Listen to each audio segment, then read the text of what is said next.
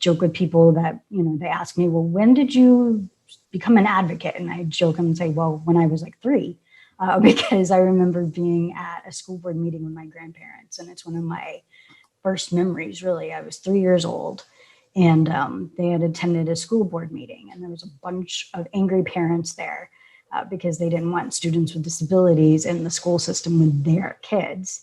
And it was a crowded room. It was hot. Everybody was packed. I know my grandparents were standing, and my grandmother was kind of holding me on her hip, and I had my head kind of buried down in her shoulder, kind of peeking around the room at people.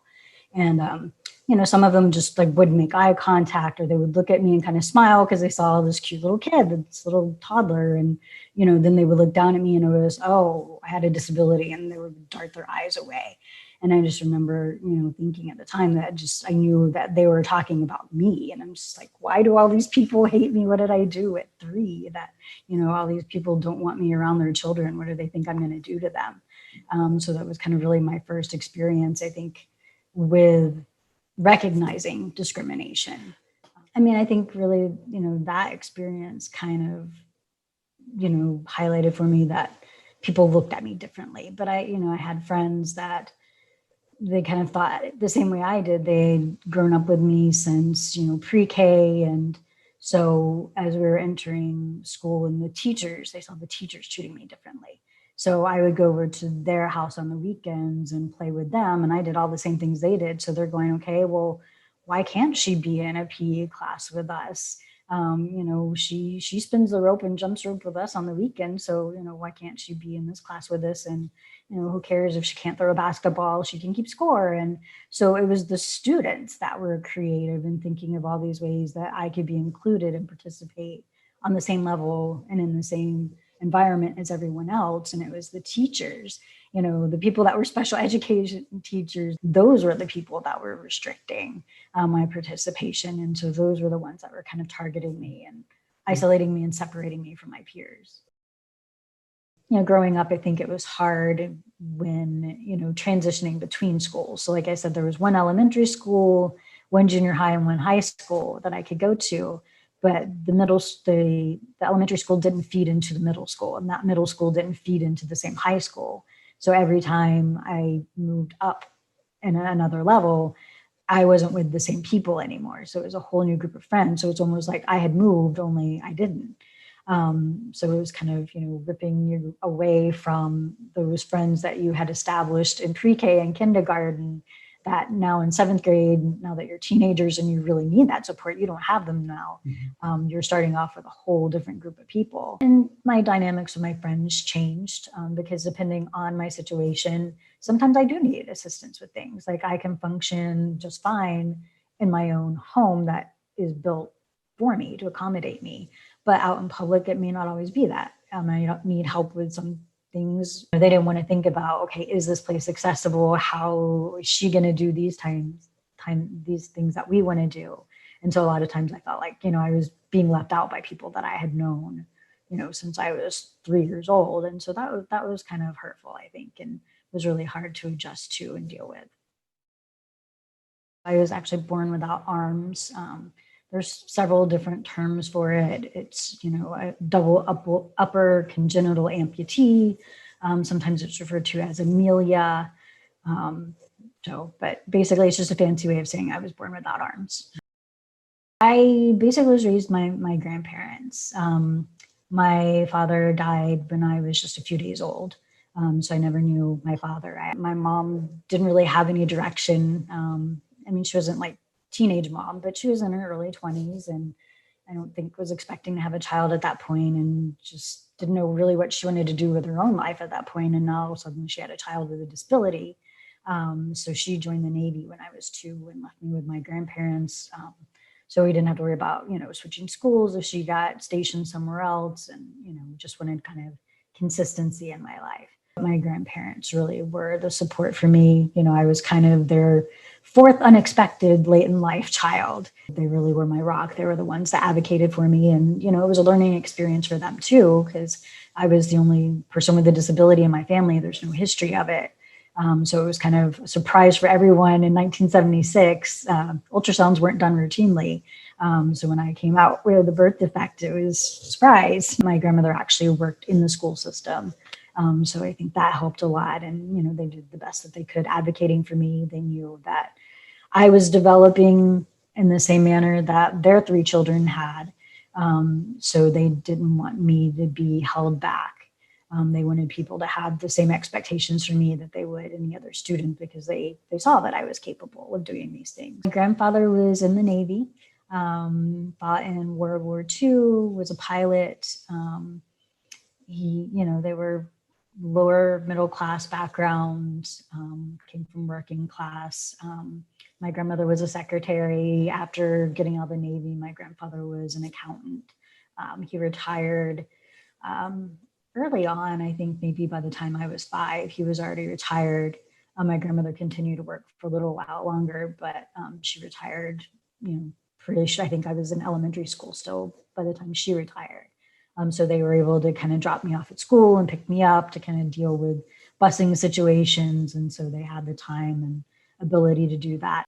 It was Polk County. So, this is a very kind of conservative area, and they were no exception to that. They just knew that they wanted me treated equally. So it was a little frustrating as I grew up because, I saw the needs of other people with disabilities, and they kind of treated me like I was this exception to the rule that, those other people don't need those services, but you do, kind of thing. And, we kind of had our disagreements on that as I got older and kind of developed my own mind and critical thinking skills and those kinds of things. One of the things that I always appreciated about them is that they weren't, the helicopter parents, the paternalistic, overprotective.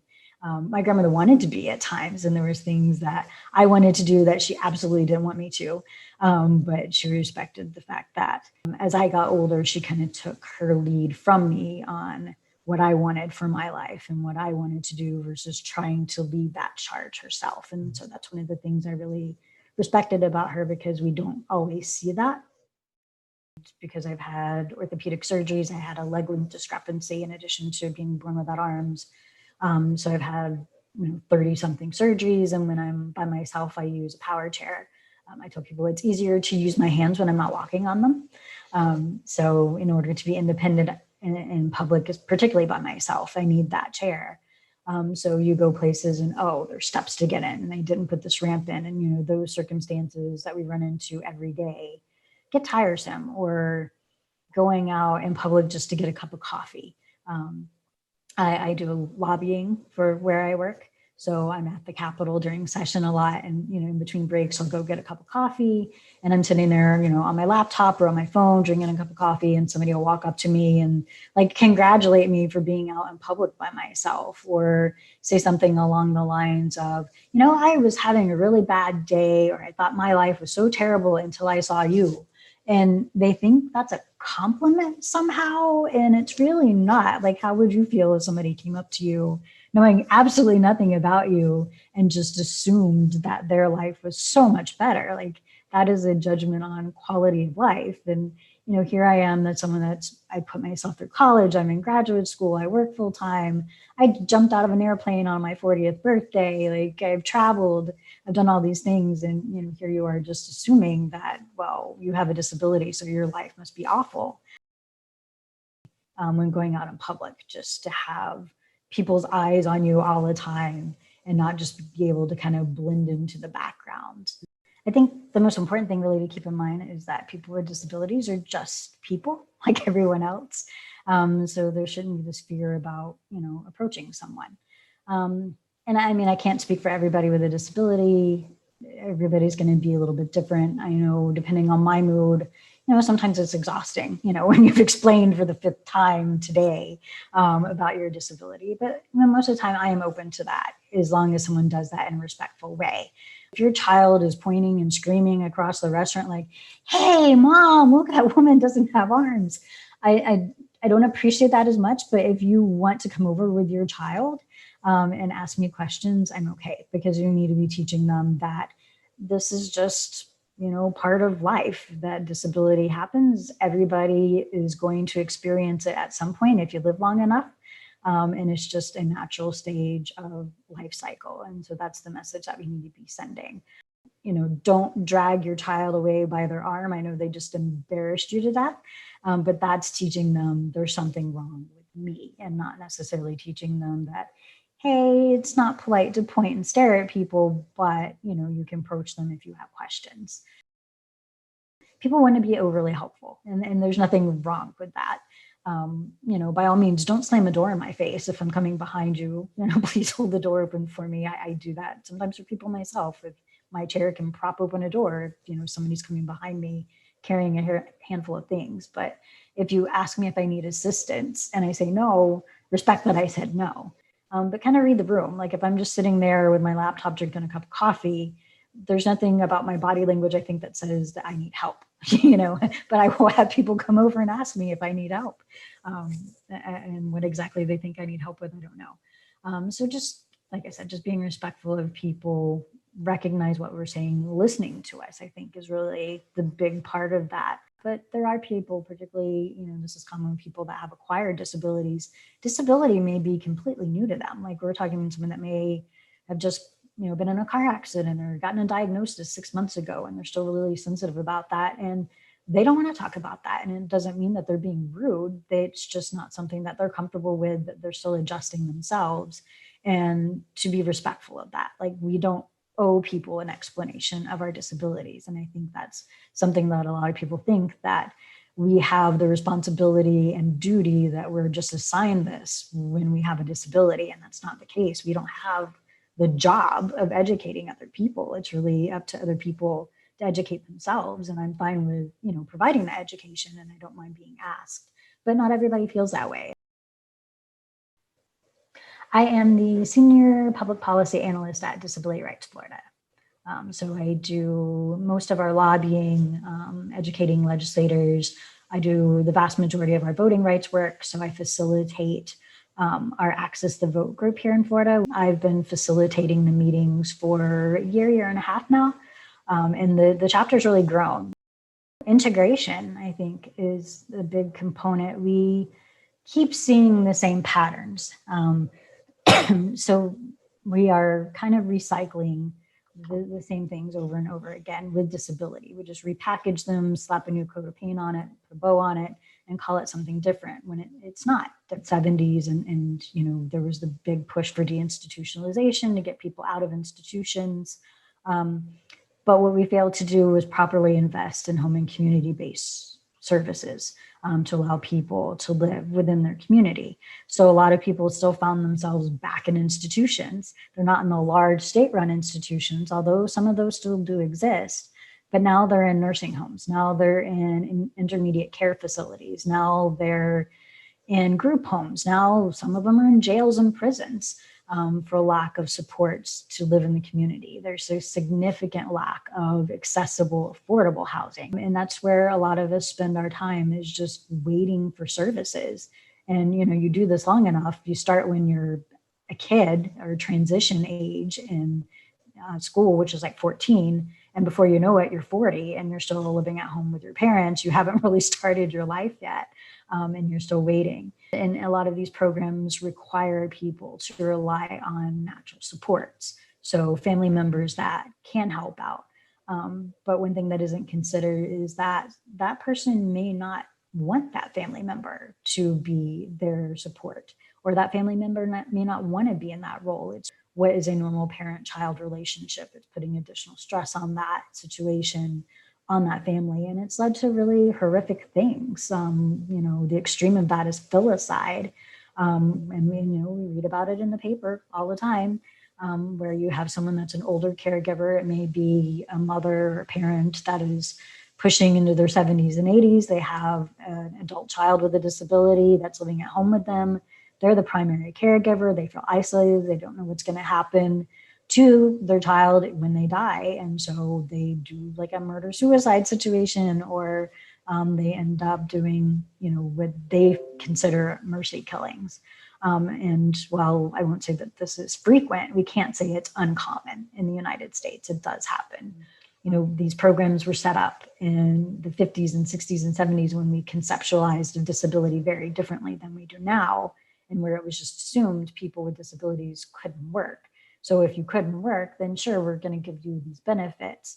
But now it's one or the other. Well, if you can work, you don't need these benefits, and we haven't reformed these systems to recognize that people can work because of these benefits. I ran for office in 2018 for the Florida Senate. I didn't want to be, the disability candidate. So my strategy, my approach was, all issues are disability issues, the same way all issues are women's issues. That, transportation affects us, education affects us. And the disability community has been kind of steamrolled on a lot of issues.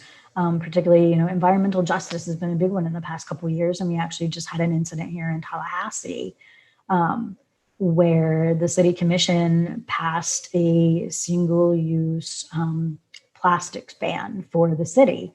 So they will not give plastic straws at city buildings and city events.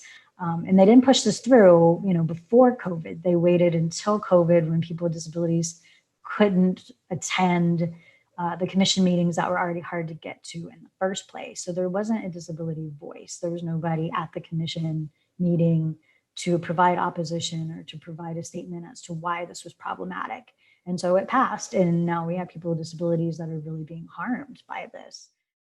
If I hadn't had that experience at 3, where I had people looking at me like, oh my God, I don't want to be around this person. I mean, I think it's contributed a lot to who I am. I hope that I would have still had compassion and respect for other people who are from marginalized communities. But when you're a person that has experienced discrimination, particularly at that level, you tend to not want other people to have to go through that.